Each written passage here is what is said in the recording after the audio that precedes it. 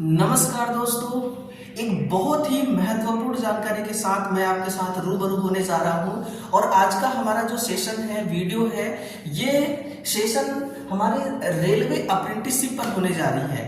तो ऐसे जितने आईटी पास आउट छात्र हैं जो आईटी कंप्लीट कर चुके हैं, जिनको अप्रेंटिसशिप की आवश्यकता है, अभी मैं आपको कुछ ऐसी चीजें बताऊंगा जो आपको भी ऐसा लगेगा कि नहीं, हमें भी अप्रेंटिसशिप करना चाहिए, है ना। तो आपको दोस्तों, आपके लिए यहाँ पर नॉर्थ ईस्ट रेलवे है ना, NER गोरखपुर जोन की तरफ से यहाँ पर वैकेंसी को निकाला गया है। और ओवरऑल देखा जाए, ओवरव्यू, तो कुल मिलाकर के आईटी में मैक्सिमम ट्रेड को यहाँ पर लिया जा रहा है, कवर किया जा रहा है। तो आइए देखते हैं नोटिफिकेशन को। नोटिफिकेशन को दोस्तों देखने से पहले मैं कुछ इंपोर्टेंट तथ्य आपको बताने जा रहा हूं, उसको आपको थोड़ा सा गौर करना है और थोड़ी सी सुनना भी है। देखिएगा, सबसे पहले एक आईटीआई पास आउट कैंडिडेट क्यों करे अप्रेंटिसशिप? उसको तो डायरेक्ट वैकेंसी में जंप मारना चाहिए और यहां पर कंपटीशन में उतरना चाहिए ताकि उसको नौकरी मिल सके। लेकिन अप्रेंटिसशिप करके वो क्यों अपना एक वर्ष का टाइम जो है वो यूं ही वेस्ट गवाएगा? देखिए, सबसे पहली बात कि आपका जो अप्रेंटिसशिप होती है मेरे भाई, वो एक्ट 1961 भी होती है और एक्ट 1962 के तहत भी कराई जाती है। और ये एक वर्ष का प्रशिक्षण होता है ना, एक वर्ष का प्रशिक्षण होता है। कैसे ये एक वर्ष गुजर जाएगा आपको पता ही नहीं चलेगा। देखिए, ये एक वर्ष का प्रशिक्षण होता है, इसमें काम का कोई लोड नहीं होता है। ऐसा नहीं कि आप अगर अप्रेंटिसशिप कर रहे हैं तो आपके ऊपर काम का बहुत ज्यादा प्रेशर है। आपसे 8 घंटे की ड्यूटी ली जाएगी और इस 8 घंटे की ड्यूटी में कोई आपसे आउटपुट नहीं मांगेगा कि हाँ भाई इतना काम आपको करके देना है। आपको एक टीम के बीच में रहना है और साथ में मिल करके छोटे मोटे काम करना है। और सीखने के लिए वहां पर आपको ट्रेनिंग के तौर पर 1 साल का अप्रेंटिसशिप कराया जाता है ना। तो अवधि 1 वर्ष की होती है, कैसे कैसे बीत जाएगा पता नहीं चलेगा। और बीच में अगर आप चाहें तो 1 साल का जिसे अप्रेंटिसशिप आप कर सकते हैं, उस दरमियान आप प्रिपरेशन भी कर सकते हैं। कई बार ऐसा होता है ना कि हम इंसुलेटर के बारे में पढ़ते रहते हैं लेकिन चीजें हमें भूल जाती है ना।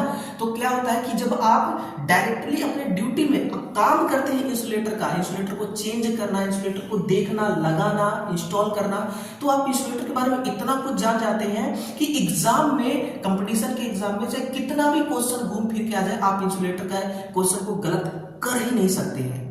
एमसीबी को अगर आप खुद लगा दें, खुद इंस्टॉल करें, खुद वायर कनेक्शन करें, उसमें खुद उसको ऑन ऑफ करें, तो आपको इतना ज्ञान हो जाएगा कि आप एमसीबी के बारे में कोई भी क्वेश्चन पूछेगा ना तो आपको डेफिनेटली बहुत क्लियरली आपको जवाब आएगा। उसी प्रकार से चाहे वायरिंग को ले लीजिए, लैंप, स्विच, सॉकेट को ले लीजिए, वायर के बारे में आप बहुत कुछ सीख जाएंगे अप्रेंटिसशिप में, है ना। और आपका ये जो स्टार्टर वगैरह होता है इसके बारे में सीख जाएंगे, मोटर मशीन के बारे में सीख जाएंगे, ट्रांसफॉर्मर कुछ देख लेंगे आप सीख जाएंगे, इलेक्ट्रॉनिक्स का भी कुछ काम वहां पर कर लेंगे तो आप सीख जाएंगे। ओवरऑल देखा जाए तो आपके आईटी का सिलेबस कंप्लीट हो जाता है प्रैक्टिकल तौर पर। तो सबसे बड़ा फायदा ये होता है कि आपको इंफॉर्मेशन मिल जाती है। और एक अप्रेंटिसशिप किया हुआ छात्र जब कंपटीशन में बैठता है ना तो उसका लेवल ही अलग होता है मेरे भाई। इसलिए हर किसी को अप्रेंटिसशिप करने की आवश्यकता है। 1 साल का होता है अगर वो 1961 के तहत करता है तो, और 1 साल में आपका जब कंप्लीट 1 साल होता है उस समय एक आपके हाथ में अनुभव प्रमाण पत्र आती है। अब इसकी क्या इंपोर्टेंसी है इसको भी मैं आपको बता देता हूं, है ना। अनुभव प्रमाण पत्र आपके पास एक मिलता है, ये वही डिपार्टमेंट देती है जो आपसे 1 वर्ष का प्रशिक्षण करा रही है। अनुभव प्रमाण पत्र की क्या वैल्यूएशन है?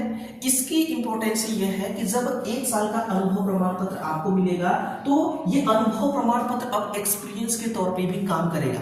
पहले ये एक्सपीरियंस के तौर पे काम नहीं करता था, है ना। अगर किसी कंपटीशन एग्जाम में, किसी कंपटीशन की वैकेंसी में 1 साल का आपको एक्सपीरियंस सर्टिफिकेट मांग दिया जाता था तो आप अप्रेंटिसशिप वाले अनुभव प्रमाण पत्र को आप नहीं लगा सकते थे, लेकिन अब लगा सकते हैं। तो ये एक बड़ा फायदा हो गया। चाहे आप कोल माइंस में जाइए, रेलवे में जाइए, एनपीसीआईएल में जाइए, वहां पर अनुभव प्रमाण पत्र और क्या कहते हैं 1 वर्ष की ट्रेनिंग के बिना वहां पर कोई गुंजाइश नहीं है ना। तो अप्रेंटिसशिप वहां पर कंपलसरी है। कोल माइंस में तो आप एंट्री ही नहीं कर सकते हैं बिना अप्रेंटिसशिप के। टेक्नीशियन की बात कर रहा हूं मैं, किसी और डिपार्टमेंट की नहीं। तो इतनी सारी दोस्तों मैंने जानकारियां आपको दी। अब आपको भी लगता होगा कि अप्रेंटिसशिप करना चाहिए। अगर आपको लगता है अप्रेंटिसशिप करना चाहिए तो जरूर एक बार कमेंट सेक्शन में लिखिएगा यस। देखिए ये वैकेंसी कहां से निकल आ रही है, गोरखपुर जोन से निकल के आ रही है, गोरखपुर से निकल के आ रही है। और यहां पर देखिए टोटल वैकेंसी 1104 वैकेंसी है ना। टोटल कितना वैकेंसी है, इतना 1104 वैकेंसी है। कौन कौन भर पाएगा, तो मैकेनिकल वर्कशॉप देखिए 411 पोस्ट है। सिंगल वर्कशॉप है ना गोरखपुर कैंट में 63 है। ब्रिज वर्कशॉप में 35 है। मैकेनिकल वर्कशॉप में 151 है। डीजल शेड में 60 है। सही चल रहे हैं ना, हाँ। कैरेज एंड वैगन में है, ये इज्जत नगर में है, गोरखपुर के अंदर ही आती है। ये कैरेज एंड वैगन का है, इस पे 64 वैकेंसी है। कैरेज एंड वैगन लखनऊ में ये 155 आ रही है। और डीजल शेड गोंडा में है, यूपी में 90। कैरेज एंड वैगन है बनारस में 75, लोकेशन भी दे दिया है। अब देखिए, अब कुछ लोग ऐसे भी होंगे ना यार कि जिनको कैरेज एंड वैगन नहीं पता है, जिनको डीजल शेड नहीं पता है, कैरेज एंड वैगन नहीं पता है, ब्रिज क्या होता है नहीं पता है, सिग्नल वर्कशॉप क्या होता है नहीं पता है। तो मैंने ना एक बहुत बेहतरीन तरीके से अभी आरआरबी यानी कि रेलवे जॉब प्रोफाइल को लेकर के बनाया है, ठीक है ना, कि ग्रुप डी की जो वैकेंसी आई है उसमें अलग अलग जो पोस्ट है उस पोस्ट में किसका क्या काम होता है। तो सब वही तो काम है, सब वही। ब्रिज वहां पे भी है, यहाँ पे भी है, ठीक है। कैरेज वैगन यहाँ भी है, वहां भी है। तो क्या काम होता है, उस वीडियो का लिंक डिस्क्रिप्शन में मैं लगा दूंगा, आप लोग जरूर देख लीजिएगा। टोटल वैकेंसी रही आपकी ये 1104 वैकेंसी। चलिए थोड़ा सा आगे चलते हैं। यहां पर क्या बोला जा रहा है, अब कैटेगरी वाइज देख लीजिएगा, कैटेगरी वाइज, ठीक है ना। क्यूआर के लिए कितनी है ना, एसटी एससी के लिए कितना है, ये सब। ट्रेनिंग पीरियड 1 साल का है। 1 साल के बाद आपको इज्जत के साथ वहां से है ना सम्मान पूर्वक सर्टिफिकेट दिया जाएगा। सर्टिफिकेट देने के बाद आपको वहां से विदा कर दिया जाएगा, है ना। तो 1 साल का ये है।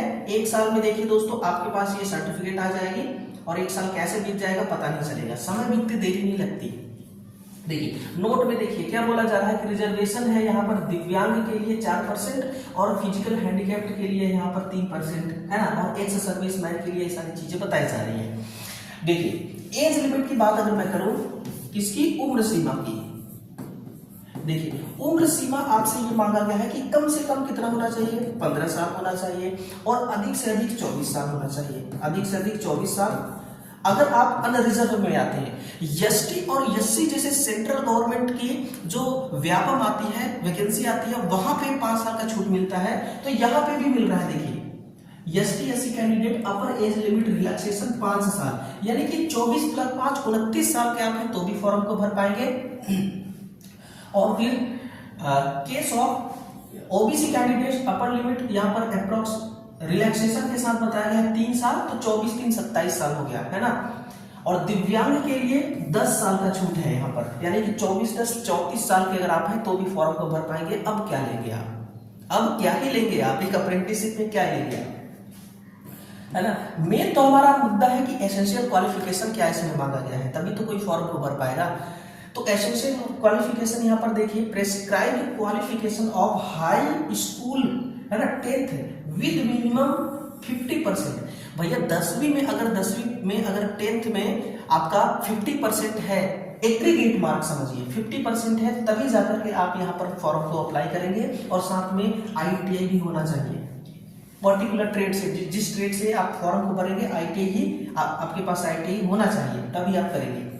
फिजिकल स्टैंडर्ड में क्या मांगा गया है, आपसे ये कहा गया है कि जो मेडिकल का ऑथोराइज्ड मेडिकल ऑफिसर होते हैं, अधिकारी होते हैं, उनके द्वारा जारी किया गया एक मेडिकल सर्टिफिकेट आपके पास होना चाहिए। मेडिकल सर्टिफिकेट कब लगाना है, जब आप सिलेक्ट हो जाएंगे, है ना। कैसे सिलेक्ट आप होंगे वो भी मैं बताऊंगा। जब आप सिलेक्ट हो जाएंगे तो डॉक्यूमेंट वेरिफिकेशन के लिए आपको बुलाया जाएगा।